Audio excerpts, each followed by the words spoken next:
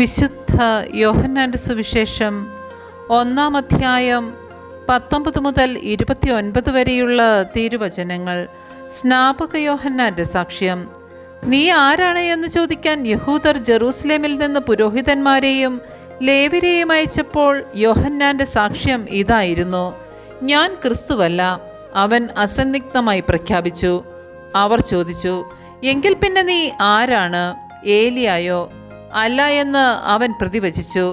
അവർ വീണ്ടും ചോദിച്ചു, എങ്കിൽ നീ പ്രവാചകനാണോ? അല്ല എന്ന് അവൻ മറുപടി നൽകി. അവർ വീണ്ടും ചോദിച്ചു, അങ്ങനെയെങ്കിൽ നീ ആരാണ്? ഞങ്ങളെ അയച്ചവർക്ക് ഞങ്ങൾ എന്തു മറുപടി കൊടുക്കണം? നിന്നെക്കുറിച്ച് തന്നെ നീ എന്തു പറയുന്നു? അവൻ പറഞ്ഞു, യെശയ്യാ ദീർഘദർശി പ്രവചിച്ചതുപോലെ കർത്താവിൻ്റെ വഴികൾ നേരെയാക്കുവിനെന്ന് മരുഭൂമിയിൽ വിളിച്ചു പറയുന്നവൻ്റെ ശബ്ദമാണ് ഞാൻ. ഫരിസിയരാണ് അവരെ അയച്ചത്. അവർ അവനോട് ചോദിച്ചു, നീ ക്രിസ്തുവോ ഏലിയായോ പ്രവാചകനോ അല്ലെങ്കിൽ പിന്നെ സ്നാനം നൽകാൻ കാരണമെന്ത്? യോഹന്നാൻ പറഞ്ഞു, ഞാൻ ജലം കൊണ്ട് സ്നാനം നൽകുന്നു.